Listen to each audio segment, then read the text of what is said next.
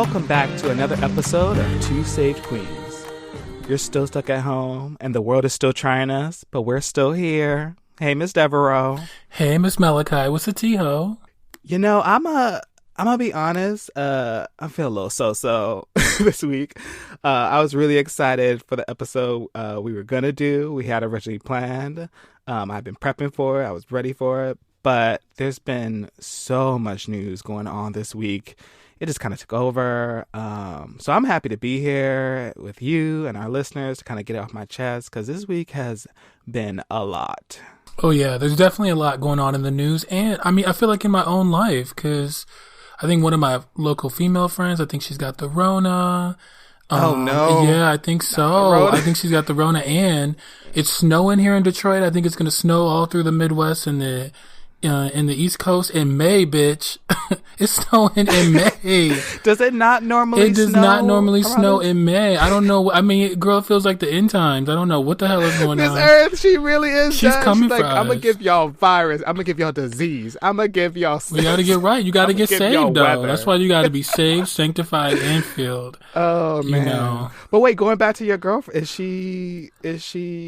is she gonna be okay? Like, how I think so, because her symptoms are very mild right now. But okay. I'm not gonna lie, I think she let somebody in her house. So, you know. Oh, well, sis. I don't know for sure, but I don't know for sure. But I think she's gonna be okay. I really do. That's good. We're gonna pray for her. We'll pray for her. The thing I also wanted to add real quick, because I know in California, I think Philly, you actually reminded me of it. I just been staying inside. I'm not playing those games, but I know we now have testing for anyone who wants it. Are they doing that in Michigan or in Detroit? Yeah, we've had that for a while. We had we were one of the first cities to get the 15-minute rapid test. Wow. Yeah, so we had drive-through testing. We got that early. We got a white mayor, and okay, he's not playing those games. He's not playing. No, I don't want to blame it. I mean, or not blame. I don't want to give him all the credit, but. But yeah, they're not playing the games with testing in Detroit. Testing has been pretty plentiful here relative to maybe some other places. Oh, that's really good to hear. Well, how are you feeling? How are you doing? Yeah, I'm doing good though. I just feel like, I'm trying to work. I'm trying to get these recordings done and have a good time. And I'm trying to help older and sick people and survive at the same time. But, and yet I'm abundantly blessed. I really am. Come on, abundantly blessed. Oh, abundantly. Live in abundance. Well, let me bring you down to earth. Bitch. Okay. Did you hear about those white queens in New York who threw that party earlier this week and had the nerve to post about it on Instagram? And that leads us into good news, bad news. Those of you who don't know what white queens, I'm basically saying white gay men. Yeah, white queens, white gay men. Yeah, we had, like I said at the top of the show, we had a cute topic for this week, but the news just would not take its foot off our neck. There's been so much going on, so this episode is actually going to be all news, good news, bad news, and a bit of tragic news, but we'll be back to our normal service next Wednesday.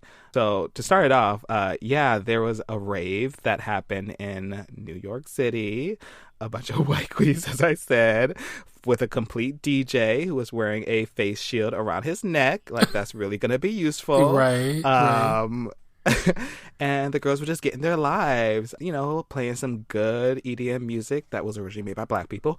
And, just doing their thing. Just doing their thing, honey. But they all said they had the Rona already, so it was okay, right? Right. Because you can't catch it again, right? You can't catch it again, or we don't, they say they must know more than the scientists do. I don't know. Apparently, one of them was dating a registered nurse or RN, so of course. See, I thought one of them was a nurse, so one of them was dating a registered nurse. Oh, okay. See, that's so confusing too.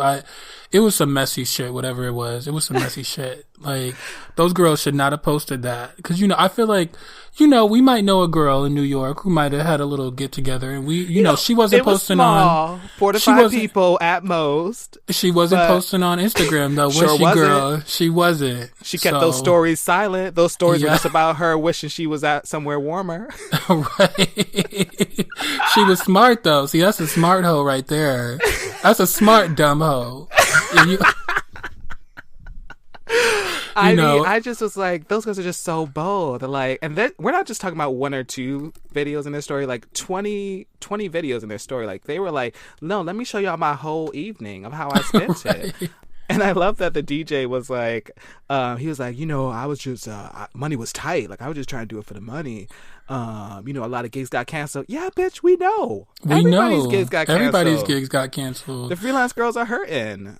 Yeah, but we just did read about in New York City, the unemployment is taking a while. So I can't hate on the DJ girl. She had to do what she had to do, I guess. I don't know. Yeah, I mean... Yeah, I'm not. I mean, it's all joking aside. Like it is, the people are unemployed. Like my, I got some family going through it right now, and it's just so frustrating to see how all the states are kind of tackling things differently. But at the same time, like some people are getting it, and some people aren't, and it just feels like, yeah, it's still hard out there. So I get that, but Miss DJ, you still could have worn a mask. Like, yeah, she could have worn a mask. She could have worn a mask. Yeah, at least. She was probably friends with them low key though. I mean, yeah, a friend that might kill you, but whatever. Oh no. Oh girl, you messy. But let me bring us back up. So. I got some good news. Okay, you ready for this? Yeah, Trump I'm ready. And Pence are going out without masks. That's terrible. This is good news, bitch. This is good news. Don't pretend like this isn't good news. Child, if Miss Rhoda does one thing, if she just takes she's already taken out some of their voters. Oh, this is awful. Yeah, but I mean, if she can do her real job. If she can do her real job. Like Mother Nature, we ain't do this to you. Like, really, it was them. Like because I thought she said it was a hoax. Miss DJT, she said it was a hoax, right? Oh, yeah, just a Democratic hoax. It's a Democratic hoax. Yeah. Mm-hmm. So yeah, there's I know there was something you had sent me about Pence going to visit a hospital, right, without a mask. Was it a hospital? He went to the Mayo Clinic in Minnesota, which is like one of the world's most famous research hospitals, and he went there without a mask, even though they sent his office a directive saying all your staff members, all the press who travel with you, all have to wear a mask, and he didn't wear one. And is it like, do you think someone on their staff was just like, or did he already tell his staff, like, I'm not doing that, I'm not, I'm no punk ass bitch, like, I don't care? Or do you think he just forgot? Like, I'm just like, how do you... He didn't forget. It was very intentional. A hospital, sir? A hospital. Miss Mike Pence, she said she wanted people to see her face, when she went and greeted them. Oh, because we don't know what the vice president looks like unless we see his full face. Exactly. Got it. He was probably serving full face, too, a full face of makeup. So he wanted the girls to see his Show face. It off. Be Show camera it off. Ready. Camera ready. Camera ready, yo. Camera ready. And then Mr. Trump. I mean, but it sounds like it's also just the people around them also aren't wearing masks. So it's like, y'all really not trying to even the people who work for you not even trying to keep y'all safe. Like, what happened with one of Trump's valets or something? Well, I guess they get tested they were being tested weekly, and now they're being tested every day, I've heard. But one of his valets, who I guess is actually a member of the Navy, and they usually do a lot of personal tasks and personal errands for the first family, including serving them food. Well, one of the valets for Miss DJT, Donald J. Trump, tested positive for the Rona. Oh my goodness! That is so crazy. Right? How could that happen? Right. And I guess the valet wasn't wearing a mask because that's just not what they do there, right? So of course Miss DJT, she had to get another test, and. And she getting more tests than the rest of us Americans. Some of us still can't, this part of the country that still can't get tests. Exactly. Because in Detroit, I'm going to say it's not that hard to get a test in Detroit, but I know in other places it's a challenge. Oh yeah, I think I think LA. I think LA is starting to have universal testing now too. Oh right? yeah. They sent a text message about it. So, but she wasn't easy in LA for a while. It was hard to get a test in LA for a little while. I heard. Yeah, that's why I stayed my ass right inside. And then, but now one of Miss Mike Pence, one of her staff members, just tested positive on today. We're recording this on Friday, May the 8th. My dad's birthday. Rest in peace. Oh my goodness, happy birthday. Yeah, happy birthday. But so one of his staff members just tested positive too. So of course Miss Mike Pence, she has to get tested again. And I believe she was traveling to Iowa today. So oh wow. Oh, Well, wow. they're doing, She they're was doing what they do. she was meeting with a bunch of evangelical pastors too. So Oh, well, they think they got the armor of God they with them, do, so they're gonna honey. be all right. But the It's gonna Rona be took all the right. Rona took a lot of them out, Yeah, across the I still country. remember. Well, we still remember that black evangelical. Was he evangelical? That He black is evangelical. pastor? He was in Virginia, I Well, it believe. was right because he got taken Yeah, out fully. he Right? did. He's out of here. He's R.I.P. gone. Yeah, and That, then yeah, but to be fair, he was doing. I'm being shady, but he was doing. services services. well into March, well past when he should have. But he said God got him, So And God did. and God got him. God came down and got him. got him. Took him right up out of here. He sure did. So in actual, well, that's still good news for some of us. But in good news, truly good news for the spirit and the soul, with so much going on this week, I had to talk about the Pulitzer Prize and one of its recipients being Nikole Hannah-Jones, a New York Times contributor and columnist and writer. She first came on my radar when she wrote about school segregation in New York, and kind of from this perspective of her raising her own daughter. And it was just so interesting, like just connecting back to like Brown v. versus the Board of Education, and just the ways in which both with gentrification, not gentrification, but like redlining, things like that like school, like we're still segregated, and some of us already kind of know that in some ways, whether you look at cities like Miss Devereaux and I live in, like LA and Detroit, and of course New York. But just looking at it from the school systems and the ways in which white parents and families just don't make sure that their children only end up in certain areas, and how that perpetuates this segregation. So it's a really good piece that you can still find. But really what she was nominated for this poster was this project called the 1619 Project, which was started was a special New York Times issue in August of 2019 that it came out. And it was in some ways both celebrating and also kind of paying tribute, because as we know, with things that were happening, was it Ghana who was having the the year of the return. Yeah, that was Ghana. Year of the return. So Ghana. So it was celebrating the 400 years since Black people or Africans were first brought to the U.S. as slaves. But that project was kind of doing a lot of work of like saying, one, kind of rethinking the story and the American myth we tell ourselves, and the fact that like we kind of focus on 1776, but thinking more about 1619 as this really pivotal moment in the history of our country, and also just thinking about the ways in which African Americans are in some ways the true core of pushing America to live up to its ideals, and how we are so invaluable and built into the infrastructure and the foundation of how this country was built and made. So right now, you can go to the New York Times website or go to the 1619 Project website. There's podcasts. It started off as a special issue, but they're now building it out to this long-term project because there's just so much, attention around it. So they now have podcasts, and it's the actual special issue had essays from different Black writers and authors and poets and historians. And it recently just came back in stock. I've been trying to get it around December, and she sold out because they've also been pushing it to schools and different places to kind of tell a different story that we don't really tell ourselves. I think we, most of us know, or some of us know, that we don't really talk about slavery very often. It's a shameful thing for a lot of people to talk about because it was some bullshit. And we still haven't reconciled with that. Where is my acre and a mule? Where are my reparations? Right. But let me not get off subject. Well, 1619 was the first year that slaves landed in the American colonies, right, with Jamestown? Yeah, it's a white lion ship that they landed. So that was 400 years ago. Wow. And it's so interesting about the Miss Nikole Hannah-Jones, because she uses the name Ida Bay Wells on Twitter. Ida Bay. Actually, I think she did fully use Ida B. Wells, but then people literally were then like, of course, the conservative hating as white trolls would go up in and be like, literally call her Ida, because of course they don't know who Ida B. Wells is. So I think she kind of changed it to Ida Bay Wells to be like, no, I'm literally not Ida B. Wells. But what's funny is that Ida B. Wells was awarded a Pulitzer Prize also posthumously this year. So it was divine alignment, divine intervention, really, right? Yeah. And there's great interviews where Nikole talks about how Ida B. Wells is just this fantastic investigative journalist. Like, she was one of the few, not only Black people, but a Black woman doing work at that time to literally figure out like what was happening to our communities, like going to places where people were getting lynched and really asking questions, and also kind of telling, giving a perspective where I think there were some moneyed Black people at the time who were feeling like,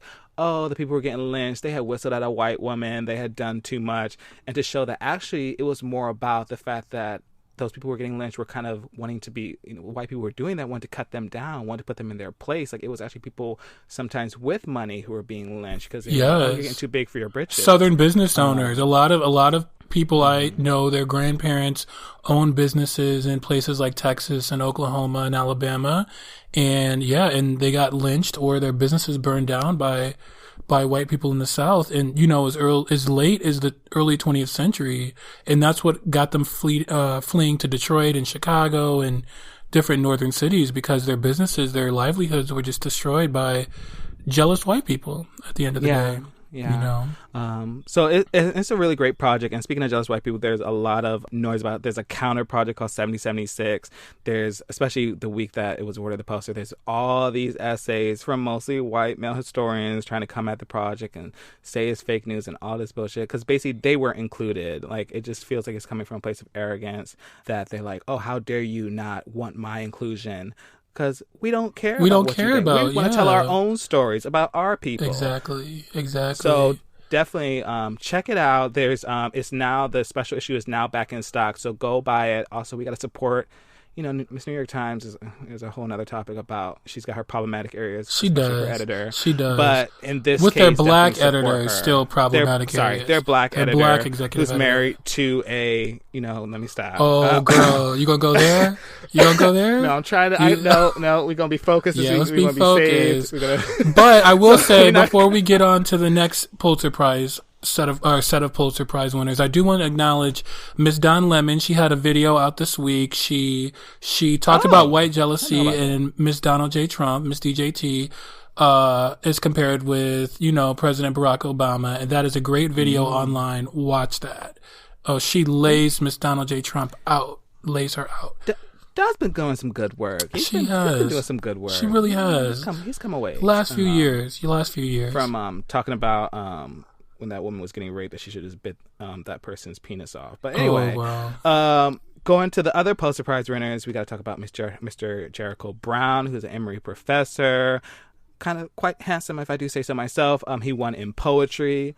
I'm not a poetic kind of girl. It's more about those prose, but still, power to that. Love that. And let's talk about that's awesome. Yeah, definitely.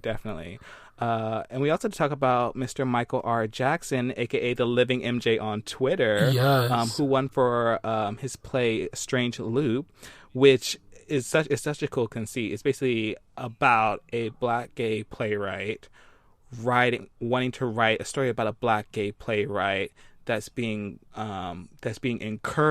encouraged to write something more mainstream or more profitable, like both from his manager and his mother, basically to write something Tyler Perry-esque, but wanting to write something deeper. So it's like a play within a play about the writer's experience. And Miss Malekai, can you tell the girls what a conceit is, just so we all know? A conceit? A conceit. I mean, we're not all like writers, How you gonna call me out? 'Cause I'm like, do I need to even? How do I describe a conceit? Like, basically the framework, I guess, like the framework for the thing he was writing. Got it. Yeah, you're about to send me to Merriam-Webster right now. Well, no, I actually, I actually have a Miss Michael R. Jackson. She's from Detroit, and I actually have a lot of mutual friends with her, and she and I actually go back and forth online all the time on each other's, Facebooks and Twitters, and I never even knew what her profession was. So that's so funny because it's awesome. She won a Pulitzer Prize. I'm so proud of her. But a number of my friends, I think she's a couple years older than me, and a number of my friends, went to grade school with her. Even people I went to high school with went to grade school with her. So it's really, I definitely would love to chat with her. I love the whole idea for her production, for her plays. Amazing. Like it's so relevant probably to another episode that we're going to do coming up. So I love that. I mean, Miss Broadway's going through it, so definitely this is the time if you got a little bit extra coins to throw their way. And I think actually he's posted about certain initiatives and artists groups or collections that are like supporting performers and writers, because no one's seeing any Broadway plays right now. Right. But I'm hoping off the back of this, whenever we can go outside and play again, that we could go and check this out. I think that'd be really great. Like, I'm hoping they do another. They revisit it. Yeah, I would love to go see it in person. Whenever we can get out the house. Yeah. And before we move on, conceit is a fanciful expression in writing or speech, an elaborate metaphor. Okay. Okay, got it. Oh my goodness. So moving right along. It's just funny because that's a term I only ever hear writers use, Really? Yeah, like I was watching Black AF and they were talking about the conceit, and I really hadn't heard that term used before to talk about a movie or a show or production. Yeah, I'd never heard that term. Black AF, Black as Fuck being that new Netflix show. Exactly. That Kenya Barris, the mockumentary style show that Kenya Barris. Yes, which we will talk about at another time. I never thought about that. I can't think of when I started. Anyway, we're getting off subject. Right. But that's interesting. So in I'm gonna say mixed news, Mr. Joe Biden, Uncle Joe, and allegations from Tara Reid that he was inappropriate with her, and her going so far as to urge him to drop out. These are allegations that started, they've actually been circulating for a bit. They really were starting to pick up steam, I think, like a couple weeks ago, even last week. And now they really have come to the forefront with her and her sit down. That I don't think the full thing has aired yet, but sit down with none other than not our good friend. None other than that girl, Megyn Kelly. Not a good friend. Nazi Barbie, Megyn Kelly. Miss Fox News white supremacist Megyn Kelly. Miss I wore blackface for Halloween and got fired from my so-so NBC show for talking about it, Megyn Kelly. And I don't know if she wore blackface, but she was defending blackface. Like there was nothing wrong with it. I think I went back and recently read it, and maybe I got it wrong, so if I did, feel free to write in. But I think she was saying that, like, this is something like we used to do when we were younger. I didn't think it was that big of a deal. Like, right. That was the way she was defending it. That's the way she was coming from. So it's so funny. So just so we're on the same page, Tara Reid was a staffer for Senator Joe Biden when he was in the U.S. Senate. In 1993, she was the director of interns. And she alleged that first she alleged some harassment, and then she alleges sexual assault. Which her story seems to have evolved over time to include sexual assault, because that was never in any of her public allegations, although she says that there are relatives and friends who can corroborate her story about sexual assault, basically saying that Joe Biden essentially, put his hands up her skirt. Now, a few issues, here, is one, her evolving story, two, the lawyers that she hired, one of whom is a major Trump donor, the other, yeah, that's one of her lawyers. The other is he actually represented a Russian, propaganda agency here in the United States. You said she had tweeted about how much she loves Russia, and at some point, she tweeted about how much she loves Russia, and so I think there's some mental I think there may be some mental instability there, but I don't think it totally, So I'm gonna pause there. I'm gonna jump in there because I will say, I very much believe all women, and I think, and not to say that like you don't, I think you are. Fairly so, because people are doing it, showing where there are flaws or where there are some things that aren't completely reconciling. But honestly, I do generally go by the. I believe I will believe all women, right? But I also think that, and we also know Uncle Joe has a history of treating women terribly, and touching somewhat, gratuitously, inappropriate touching, not like up and. Like, you are a full... Is he in his 70s? He's deep in his 70s, but Deep in his 70s and still surprised that, like, I didn't know I should be so familiar with women. But, the thing is, I will say in her... I actually believe elements of her story, part of it. I do. I just... at this point, we also have a president who's been accused between 15 and 25 times. I can never get the number right of sexual assault or so it's either you choose this white man with one allegation or this current Nazi fascist white man with, 15 to 25 allegations. So I think that's where the conversation has been going is like, and with her speaking, and another like thing I look at side eyes at is like, girl, you sat down with Megyn Kelly, like exactly. out of all, I mean, I would even sit down with Christopher Wallace. Like I would take Christopher Wallace over Megyn Kelly though. I think she had a CBS interview lined up. I get it. She's a woman, so maybe you want to sit down with her. But come on.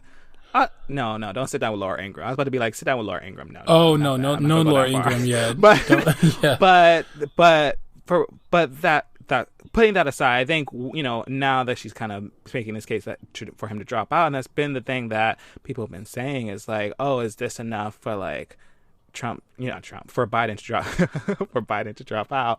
And I'm like, well, it wasn't enough for Trump to resign, but I definitely think it's also something that like our lovely Bernie bros are trying to grab onto as definitely. Chance for some of them Bernie still are. Back. Some of them, his former staffers, Brianna Joy Gray among them. I think David Sirota. I think there's And what do you think? What do you think, girl? Do you think you need to be worried about good old Uncle Joe? I don't, because I think as a white man, he's not under the same scrutiny as Hillary Clinton was in 2016. I just think, I think things are going to pass over him to some degree, like they do Trump. Not to the same degree. But I'm not worried about these because they've already done polling on this, and some people even believe her to some degree and still don't care, plan to vote for him, and I'm one of them. We're just gonna have another sexual assault president. I mean, and it's not. It's still alleged. So sorry, allegedly. Exactly. So yeah, I'm voting. Well, I'm voting for him.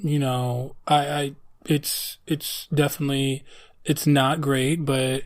The choices, we have to make moral choices just like the Republicans did in 2016 when they looked over, Trump bragging about sexual assault on camera or on audio, and they still voted for him. Audio. So, at the end of the day, like we're at war. Like it's war. Not only with Miss Rona, but we are at war. I think we're at war, and in some ways, it's like, I think coming out of this, like our soul is already damaged. So, yes. But we're at war, and I don't love it.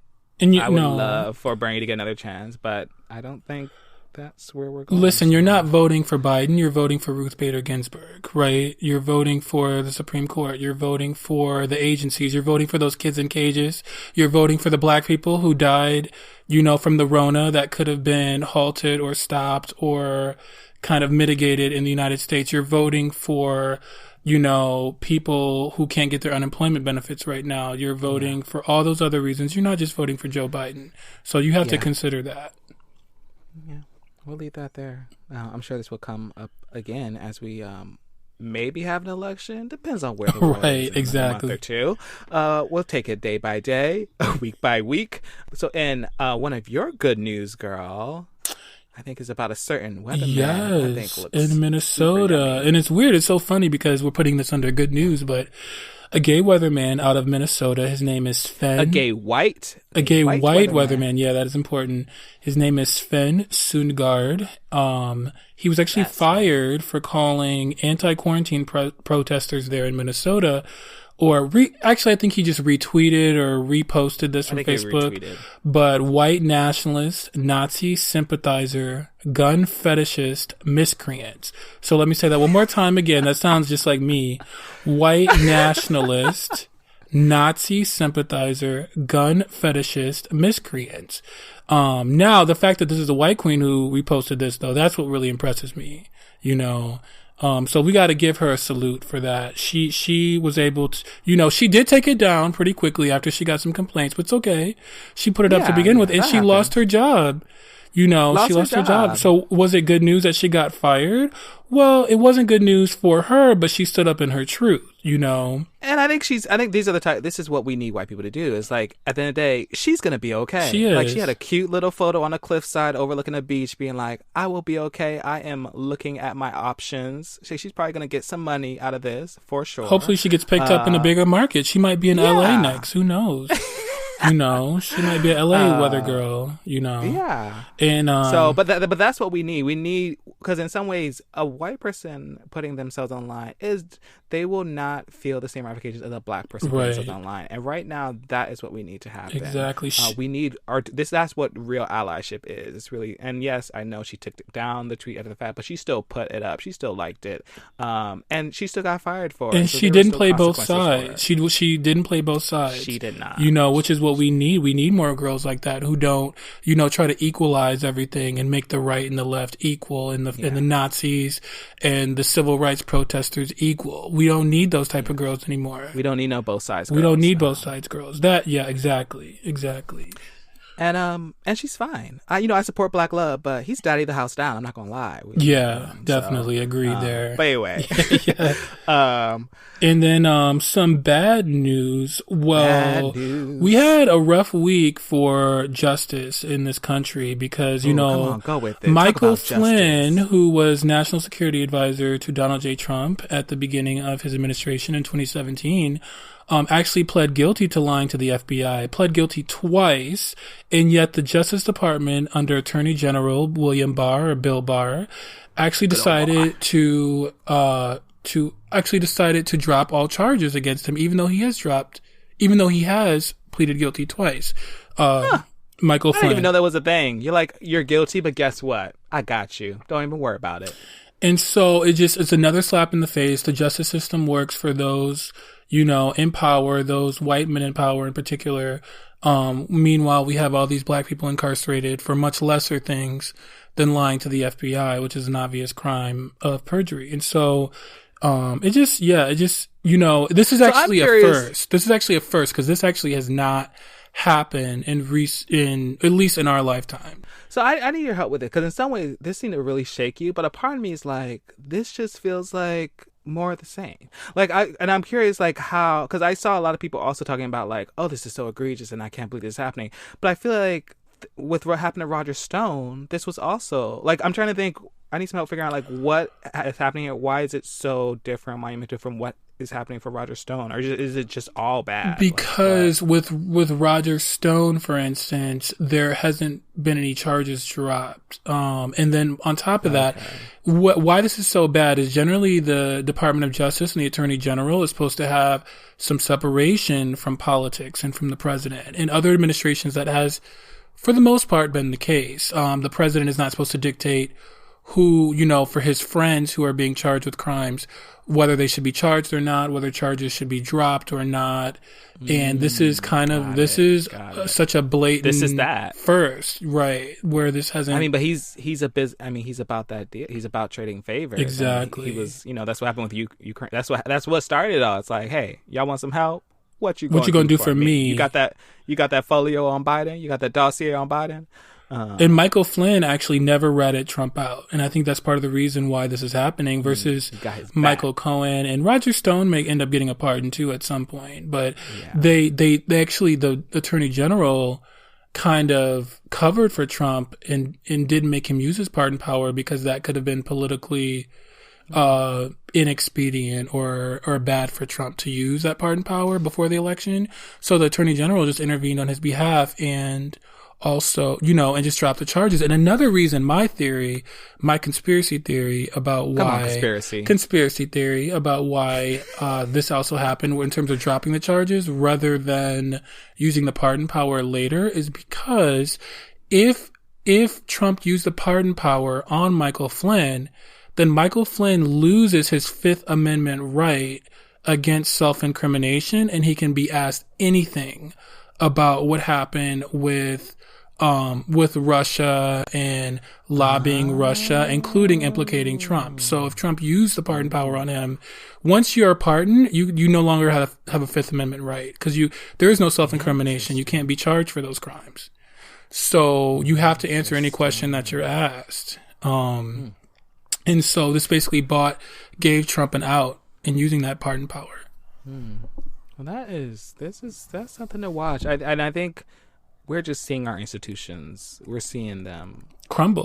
Look, the Supreme Court. Looking at how the Republican Supreme Court, the Supreme Court judges who were Republican nominated, how they also are becoming more political, which is not the way it's always been. And I think that's I mean, we're again bring it back. Bring it back, yeah. But I think we that definitely is something that we do need to talk about. Is like how I'm not going to say the Democrats need to do the Republican playbook, but they just need to start realizing that old playbook that they're playing by is not what the Republicans are playing by, and they need to, start stepping it up. I do want to add to something you just said, though. Yeah, I was talking with a friend about this who's a lawyer, and for instance, the Republicans are appointing 37-year-old unqualified judges, federal judges, who are going to be in those roles for 40 years, right? Yeah. So, but, even people who are not American Bar Association qualified, the Republicans are just like, the ABA is biased and, Oh my God. and so the Democrats need to appoint 37-year-old judges too. Who are going to have 40 And how that tenures. trickles down is in a story we're talking about later, is how it affects, when Black people go in the criminal justice system, like in those instances. Right. Or even things like voting rights or consumer rights, or because those federal cases really, deal with a lot of broader political and civil rights issues on top of just, on top of like criminal sentencing. Yeah. For sure. Oh, well, pick me up again, girl. Pick me up again. Yeah, so here's some other good news. Before we go to our last news. Some other good news is that a Black man is the landlord for royalty. Okay, you heard that right. A Black man, an American Black man descended from slaves, is now the landlord for British royalty. And so in Los Angeles, Prince Harry and Meghan Markle, along with baby Archie, are living in Tyler Perry's Beverly Hills home, valued at $18 million plus in a gated compound. And so we don't know whether there's an arrangement, whether they're living there for free or renting but how you gonna be charging? You can't charge Harry and Meghan. Yes, you can. Why can't you? Tyler Perry is a businessman. Yes, he can. Oh, okay. And they got the money to pay. They have the money to pay. What if he's like, Meghan, how about this, girl? I got a little, what if he's like, Meghan, how about this, girl? I've got a little movie that I'm working on. Oh. How about you come in and be like, come on, imagine the marketing possibilities. Our British, our Black princess in a movie written, produced, and directed by Tyler Perry.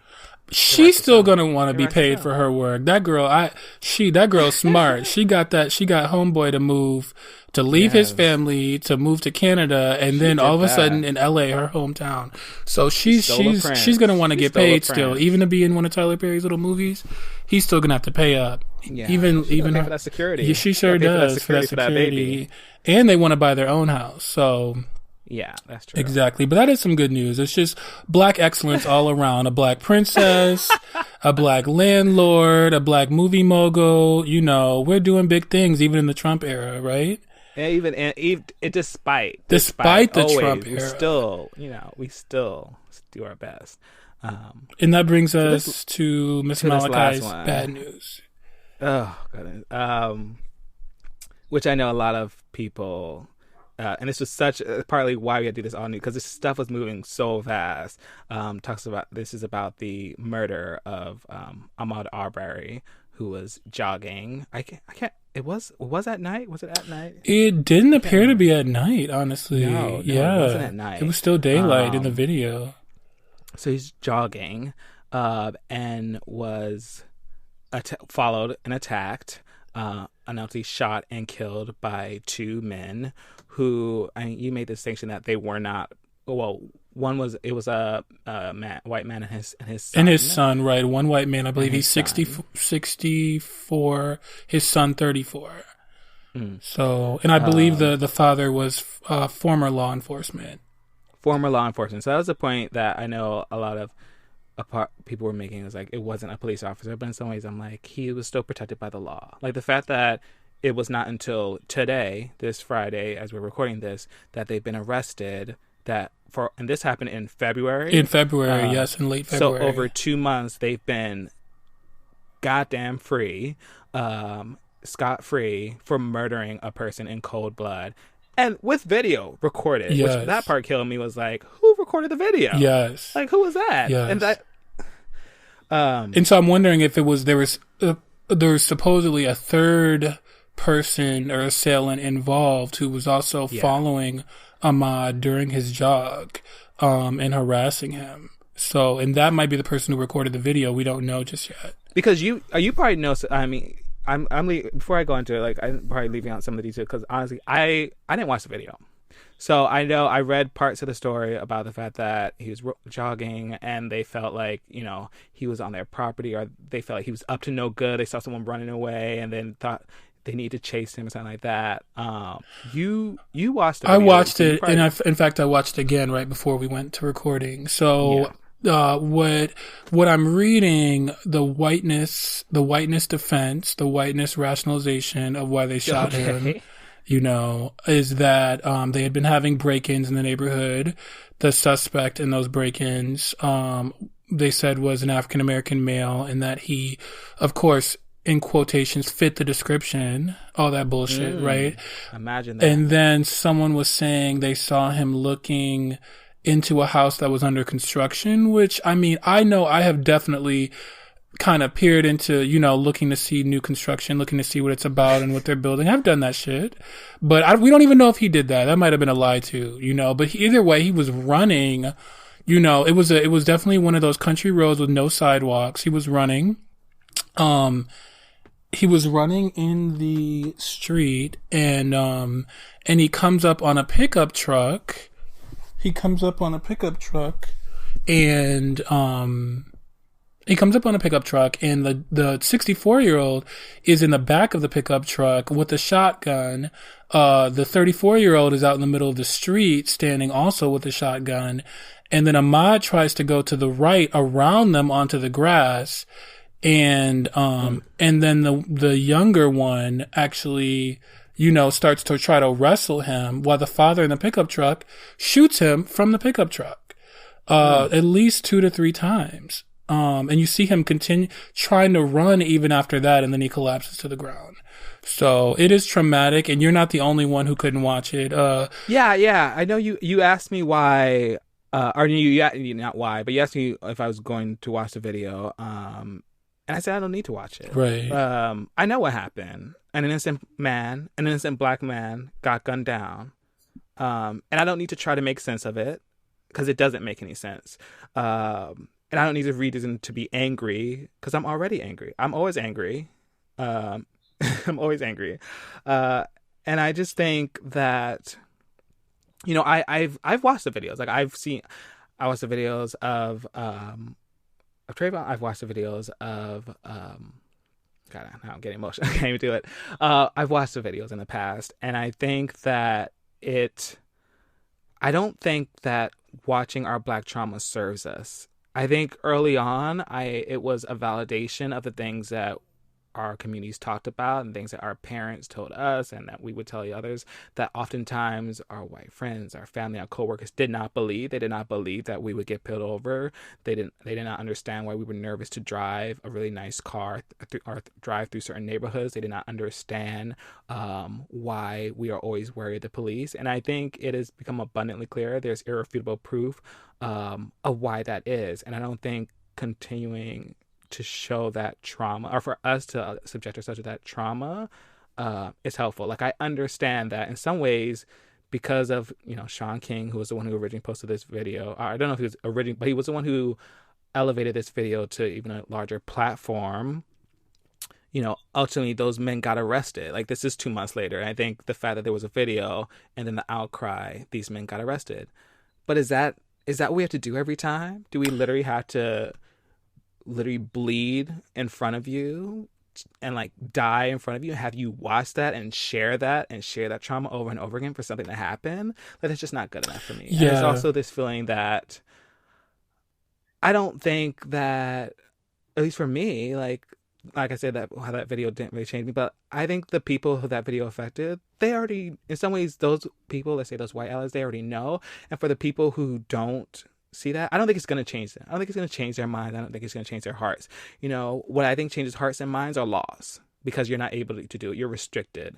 It's funny. Hillary Clinton said that in 2016 to a group of Black Lives Matter supporters who came up to her that you don't change hearts and minds, you change laws. Yeah. And that, yeah, that's so it's really interesting that you say that. And I think the fact that like this keeps happening, and of course we don't have any, we can't look to the federal government for support this time. Like we are just trying to survive under the Trump regime. But the fact that this happened in the Obama era, it's been happening before that. It's happening in the Trump era. I bet you, if Biden makes it through, it'll still happen under him. Like it's just not enough. I think there's more work that needs to be done on a systematic level to really change that. And I don't think sharing that video, even though it did have a true response to it because those people got arrested, but that doesn't mean they're going to go to jail. It doesn't mean that they're not still going to get off scot-free because the DA was reluctant to even arrest them, was reluctant to even be involved with them. Yeah, the DA wanted to call a grand jury because the DA recused him or herself because I guess the 64-year-old shooter actually, was a staff member of the DA's office at one time. So, wow. But of course the 64-year-old shooter also, the murderer, he had a picture of him with the current governor of Georgia, Brian Kemp. This all took place in Georgia. And with the Trump hat on. So, surprise, surprise. Surprise, surprise. But one thing I would disagree in a couple areas with you. Yeah, I sure. think I need to see the videos most of the time just because it reminds me of the risk, because sometimes I can get, very distanced from it every now and then, mentally distanced. I have to remind myself of what we deal with as a people, because I do live in a primarily Black community. So I feel and then the other piece of that too is that I don't fault Shaun King, even though I'm not a Shaun King fan politically in a lot of ways. But I know people say that he profits off of Black trauma and posting these videos. A lot of Black queer activists in particular don't feature Shaun King at all. I think all Black activists. Yeah, all kinds of Black activists. Well, also a lot of the Black Lives Matters original, leaders were all Black queer, were Black women, right. Black queer women. So right, and Devereaux McKesson, a Black queer man or a Black gay man who's a big part of the Black Lives Matter movement, who also has a lot of skepticism of Shaun King, even with his fundraising and where does that money go and all these things. But I still follow Shaun King, even though I get annoyed with him as like this prolific Bernie bro. And he's always, shitting on Democratic presidential candidates until the very end, even up to the general election. I think he's part of suppresses voter turnout for the Democrat in November. I worry he's going to do that again in 2020, but I still follow him because he's usually the first one with this information. And I just feel like I need to know what's going on nationally. And so, so for that reason, I'm someone who needs to watch. So I get where you come. I get where you come from, though. I do, because Ahmaud Arbery, I guess Van, formerly of TMZ, he tweeted Van Latham that he couldn't watch the video. Ahmaud Arbery's mom also said she couldn't watch the video with very good reason. I'm so glad she didn't. I'm so glad she didn't watch the video. I hope she doesn't even have to watch it in trial either. Yeah, and I get where you're coming from. Like Shaun King, I have mixed feelings on. We could talk more about it another time. But I think the idea of like reminding yourself of the risk is really true. Like, and very fair. I have a habit. I like to run, and I have a habit of actually running late at night because it's really quiet. But there are times that I do think about like, this is the best idea, and I'm gonna think more about that more so. Right. And I'm doing that without even seeing the video. But I understand the idea of like the risk aspect too, or reminding yourselves of what can really happen. Right. We are Black gay men, kind of more Black queer, but we are still Black men. Right. Exactly. And we deal with those experiences in this country. And I think normally we're going to do like thoughts and prayers toward the end of the show, but I have to get my thoughts because it just connected to this out now, because I had, I was going to be a bit facetious and, joke about, like have a moment for like Blue Lives Matter and everything going on, when it was just mostly white protesters who were going in on the police, and for whatever reason they completely forgot of, I thought you all care so much about law enforcement in the state, Blue Lives Matter versus Black Lives Matter. But I think, with this happening and just seeing the different treatment that people are experiencing, because of course, we want to use our police officers, we want to use law and order for everything, whether that's to take care of mental illness or for health concerns or state concerns as it relates to health. So to see the different experiences of a white group of people in the park getting handed masks versus black and brown people getting manhandled and thrown to the ground in Brooklyn and different places, it's just, I can't deal with it. I can't stand it. And it's really, I continue to just see this hypocrisy and this joke that our lives, let's talk about all lives matters and blue lives matter, all these things. But then when we have this video, when we see these moments, to understand, and this kind of also connects back to what I was talking about with the 1619 Project, to understand how Black people are so fundamental to the country. But in some ways, I think, there's an interview where Nikole, I think with CBS News, and I could link it in our show notes, where he talks about the fact that maybe if we start treating Black people right, if we start treating Black Americans right, and resolve the trauma and the hurt and the pain, and the tragedy that we've committed to them, and try and make these things better, how much better our country would be. She makes this point about healthcare, how there wasn't a potential idea of a national health system or healthcare system, but the worry was that Black people would benefit from it. And even today, that's a concern, is Obamacare. It's oh wait, is that going to help Black women on welfare? Is that going to help? Is that going to help Black people? No, I'm not into Obama phones. How they call the Lifeline cell phones? They call them Obama phones. Same thing. So honestly, I think that's true. Our country is not going to be better. It's not going to grow until we, take care of this great flaw and this, this great injustice that we've committed to, or not we, was committed to our ancestors and continues to be committed today. So. Wow. That's all I gotta say about that. Wow. I don't know. Do you have anything else to add, girl? Yeah, I think that's you summed it up well. I think that's all we have on our spirit for today, honey. Yeah, so I think that can take us into our listener mail. Send us questions, comments, stories from quarantine to us at askthem, ASKTHEM, at twosavequeens.com. You can also leave us a comment or question by voicemail at 323-438-2827. That's right. We're going old school Wendy Williams up in here. Call in. Call in. Old school Wendy. Old school. So let me check if we have any questions or anything. Oh my goodness. We do have a one, question? Honey. Oh, shoot. Yeah, it's from a Miss Malekai. Oh, okay. Let me read this. Miss Malekai asks, I've been seeing a trainer for a bit to get this body right for the summer I'll be spending inside. And I recently caught up with my trainer, and he went on to tell me how he thinks Corona is a hoax and overreacting. Should I get a new trainer? Do you have an answer for Miss Malekai, Mr. Devereaux? If she's Black, you can, give her a little bit of leeway. If she's white, drop her. Let me go check the email. Oh, he is Black. Okay. We got to support Black people. Yes. Support Black lives. Any other person of color, that's up to you. Black girl, give her a little bit of leeway, give her a few sessions to get her mind right. And if she keeps going with all the hoax stuff and the conspiracy stuff, then you got to drop her. Yeah. And at the end of the day, I think this writer, if she would still work out with her trainer, she would still keep that 6 feet. So she's still not playing those games either way. Yeah, it's so funny because I was thinking about doing some virtual training with the trainer, and it's funny because I actually know a not a trainer but a physical therapist who is the same, who's trying to downplay the virus, even though I know people literally who've died from it, or many who've been sickened from it, and just consistently tries to downplay it. And this is whitefish. This is a white female, and so.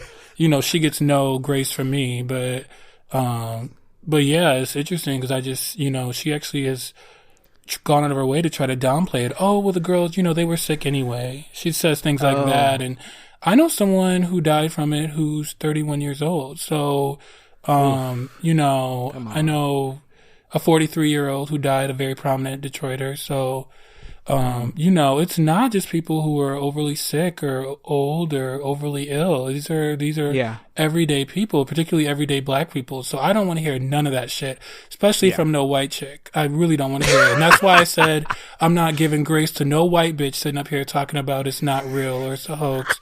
Bitch, you could take that shit somewhere else to somebody else. Okay? Oh, goodness. Well, thank you, Miss Malekai, for writing in. I think you answered her question wonderfully, Miss Devereaux. Again, you can send any questions and more to ask them at twosafequeens.com or leave us a message at 323-438-2827. So now, officially, actually, it's time for our thoughts and prayers.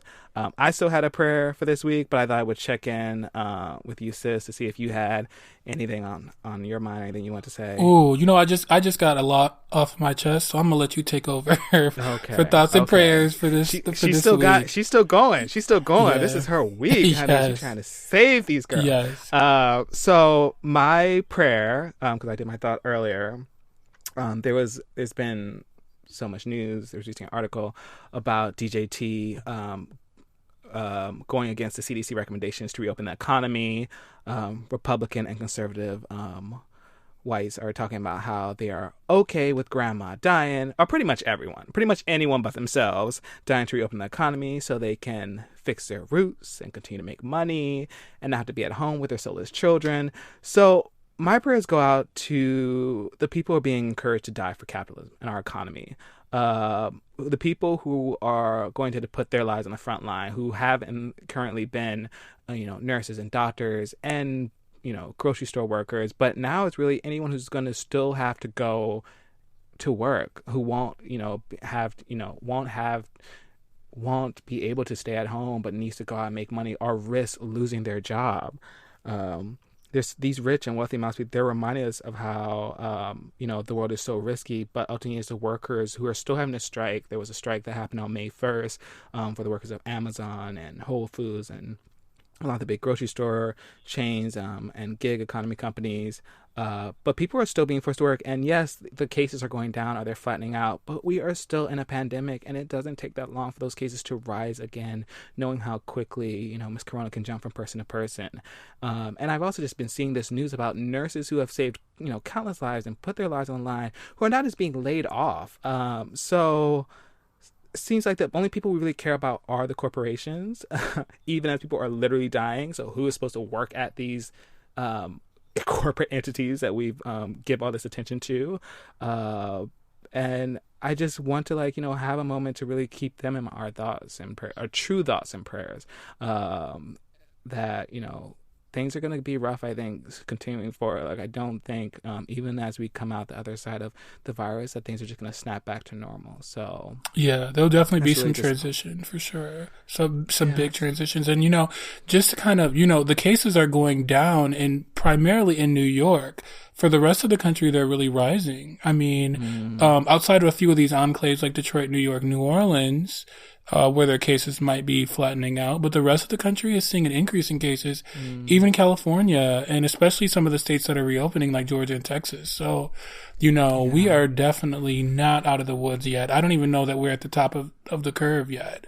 So just wanted to throw that out there because the cases are going down maybe in aggregate just because the New York cases are going down. But right, because there are just so many there. Right, exactly. Half the cases in the country really, or half the deaths in the country too. So, well, I think we did it today. We had to give y'all something with everything that's going on this week. I think that's going to be our show. Thank you as always for spending a little time with us. I think this was a hard week for us all. For everyone. We hope y'all are staying healthy and saved in these quarantine times. You can follow us on Instagram and Facebook at Two Saved Queens, and you can start drama with us on Twitter at Two Saved Queens. And we're now officially on Apple Podcasts and iTunes. So go on over there and rate us. It'll help us come for those establishment political podcast girls. I want to see our beautiful podcast art and Black voices right up at the top. And depending on what you write, we might just read it on the show, even if it's awful. please make sure to like, share, subscribe, tell all your friends, your frenemies, girl, even your enemies. Your trash friends need saving too. Yeah, even that bitch you don't like. Even that bitch you don't like. Tell that hoe. Tell that hoe. Tell her. On that note, Ms. Devereaux, you have anything to take us out with? I just, like I said, I want everyone to stay safe. Keep using your mask, keep using your hand sanitizer, washing those hands, and of course using, those condoms in that prep too. Just in case for those girls doing some stuff on the side, you got to stay safe in that those way girls too. Still throwing parties. Exactly. Still throwing parties. So, don't play around in any way whatsoever. Don't play around. All right. Bye, y'all. See Bye. you next week.